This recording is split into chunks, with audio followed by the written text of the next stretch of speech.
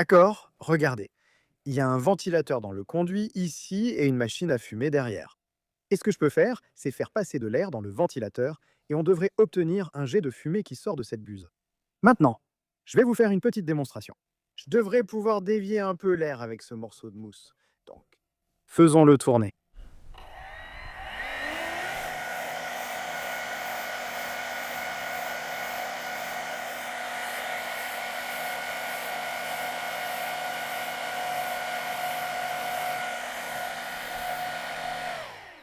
D'accord? Donc j'espère que vous avez pu voir la fumée être déviée par ce morceau de mousse, mais regardez ce qui se passe quand j'utilise une surface courbe et que je la place près du flux d'air.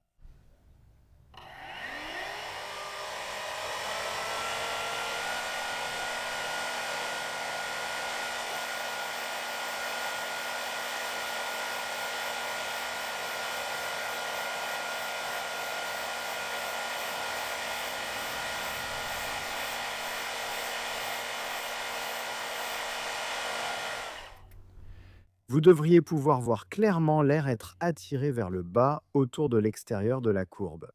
Et cela est dû à un effet appelé l'effet Coanda. Alors, qu'est-ce que l'effet Coanda? Lorsque l'air ou tout autre fluide sort d'une buse à grande vitesse, il entraîne avec lui les molécules environnantes en se dispersant dans l'air immobile autour de lui. Mais lorsqu'une surface est placée près du flux, l'air entre la surface et le flux rapide est entraîné avec lui. Cela crée une zone de basse pression entre l'air en mouvement rapide et la surface, et l'air atmosphérique environnant au-dessus va appuyer sur le flux, le plaquant contre la surface courbe. Vous vous demandez sûrement comment j'utiliserai l'effet Coanda pour générer de la poussée et faire décoller un drone. En cherchant drone à effet Coanda sur Google, vous trouverez de nombreux résultats évoquant des soucoupes volantes. Au début, une hélice centrale semble souffler de l'air vers le bas pour générer de la portance. En réalité, ces drones en forme de soucoupe n'ont pas de trou central. À la place, le flux d'air provenant de l'hélice circule à l'extérieur du dôme et suit la courbure extérieure grâce à l'effet Coanda. Maintenant, ces engins sont cool, mais je ne comprends pas l'intérêt d'un dôme en forme de bol. Sous une hélice, autant laisser l'air de l'hélice s'écouler directement vers le bas. Donc, au lieu d'utiliser une hélice, je veux utiliser un impulseur, qui va essentiellement souffler l'air directement vers l'extérieur, à l'horizontale, en forme de disque, afin que l'air suive ensuite la courbure extérieure du dôme grâce à l'effet Coanda. Imprimons en 3D des impulseurs. Comme je n'ai aucune idée du type d'impulseur qui conviendrait le mieux pour remplacer une hélice, j'ai imprimé plusieurs types pour les tester. Certaines n'ont pas supporté le régime moteur, et certaines étaient trop exigeantes pour le moteur. J'ai choisi ce design car il ressemblait à l'hélice de drone en termes de consommation de courant. L'étape suivante est de fabriquer le dôme incurvé à installer sous la roue à aube pour diriger l'air vers le bas et générer de la portance. Maintenant, je vais imprimer le dôme en 3D parce que c'est la solution la plus rapide et la moins chère pour moi à ce stade. Pour que l'impression 3D soit aussi légère que possible, elle devra être creuse. Mais il est presque impossible d'imprimer cela sur une imprimante 3D FDM classique à cause du grand porte-à-faux au centre. Même avec un support, il sera difficile d'imprimer avec une couche aussi fine. J'ai donc imprimé ce dôme de test en deux parties.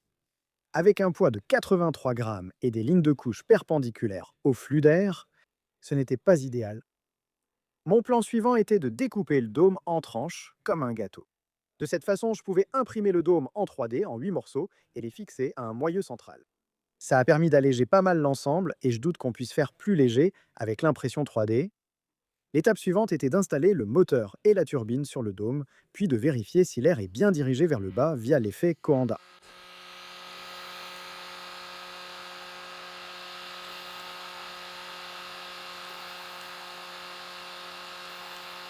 Cela paraît très prometteur.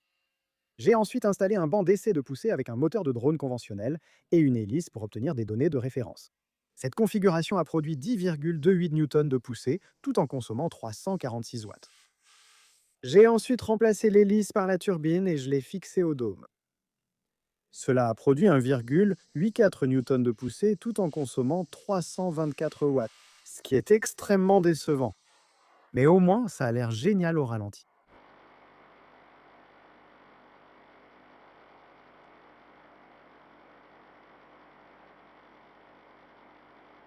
Passons à la construction. Répéter 3 fois la fabrication du dôme n'était pas très agréable avec les vapeurs de colle cyanoacrylate. Mais au moins, je n'ai pas choisi d'utiliser des tubes légers en fibre de carbone pour les bras, ce qui aurait nécessité de couper et de produire de la poussière de fibre de carbone. J'ai aussi recyclé les moteurs d'un drone en état de marche pour construire ça. Une fois que les bras ont été fixés au dôme et disposés selon la forme de quadricoptère pour laquelle il a été conçu, ça évoquait une formation de lanterne chinoise. Ou à quelques saladiers, avec l'électronique installée et les moteurs soudés, il était temps d'installer les impulseurs et de voir si ça volerait. D'accord, c'est parti. Premier test du drone à effet Coanda.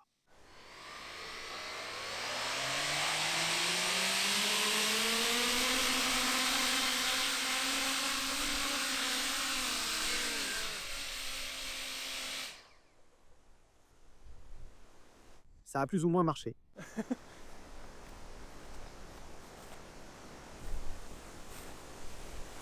Il faut accélérer à fond pour décoller. Donc je crains une surchauffe des moteurs.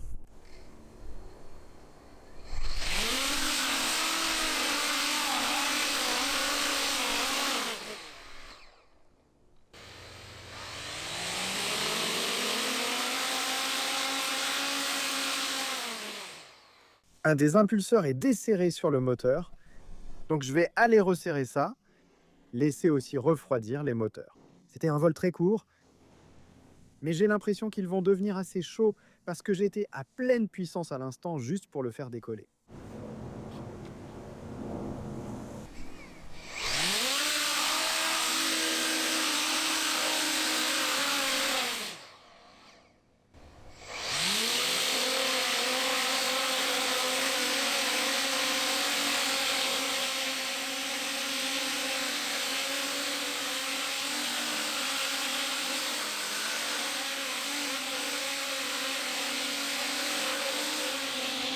Donc le drone vole, mais ce n'est pas génial. Le poids total du drone est de 890 grammes et il n'est capable de produire qu'environ 750 grammes de poussée. Donc il ne peut que rester en vol stationnaire dans l'effet de sol à pleine puissance, ce qui chauffe très vite les moteurs. J'ai alors décidé d'essayer différents modèles d'impulseurs, sans succès, y compris ce modèle étrange qui gardait les moteurs plus frais, mais n'augmentait pas la poussée.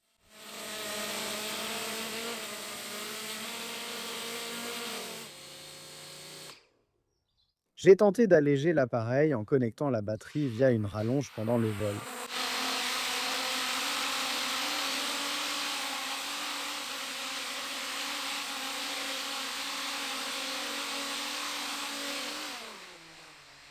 Encore une fois, il peinait à sortir de l'effet de sol.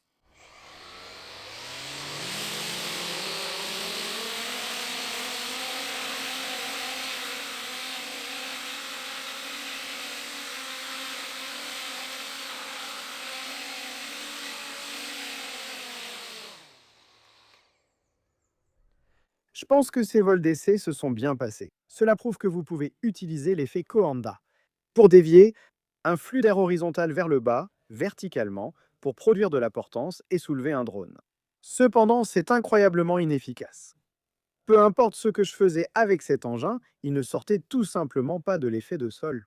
Même sans le poids de la batterie et après avoir essayé toutes sortes de conceptions d'impulseurs, je ne sais même pas combien j'en ai essayé. D'impulseurs, tant d'impulseurs différents, il en reste beaucoup là-bas. Des pales inclinées différemment, des hauteurs différentes, différents diamètres, différents nombres de pales.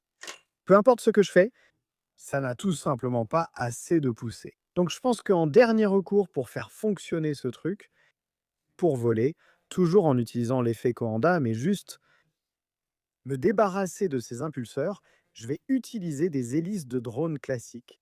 Je vais devoir surélever un peu les moteurs et mettre une sorte d'écope pour capter l'air depuis l'hélice vers l'extérieur. Avec un peu de chance, il continuera à utiliser l'effet Coanda pour diriger l'air vers le bas, mais simplement en utilisant une méthode un peu plus efficace. Mode de propulsion. Tous les moteurs ont été dessoudés et retirés de leur support, puis fixés à une extension imprimée en 3D. Réinstallés sur les supports d'origine, ils ont été surélevés pour laisser l'air de l'hélice s'échapper latéralement. Ils ont été ressoudés et prêts pour un autre vol d'essai.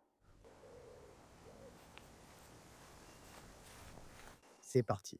Dernière tentative avec des hélices conventionnelles.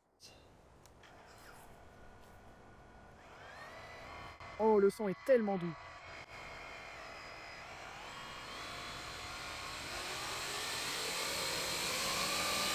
Oh, c'est tellement plus facile à piloter.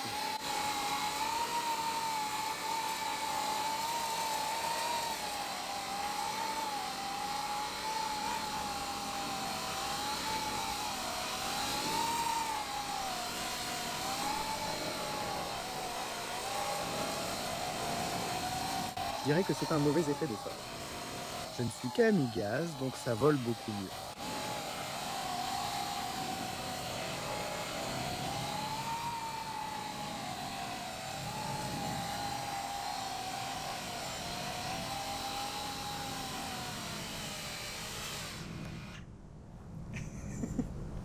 Donc ça utilise toujours l'effet Coanda, mais ça vole beaucoup mieux. Il décolle à peu près à mi-gaz. Oh, je suis tellement content. Je suis content, mais aussi agacé que mes turbines aient mal fonctionné.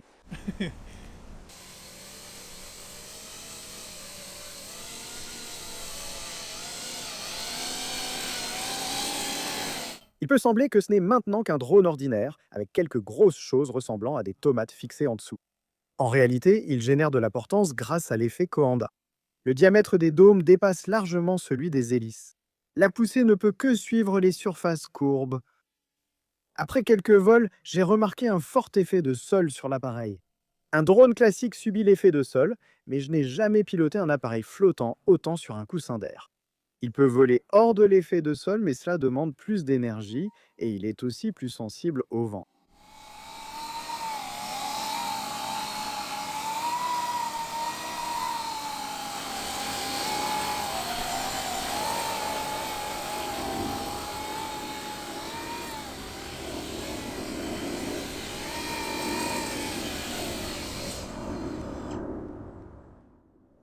En faisant des recherches nées pour ce projet, j'ai lu que l'effet Coanda pouvait diriger le flux d'air d'un drone vers le bas.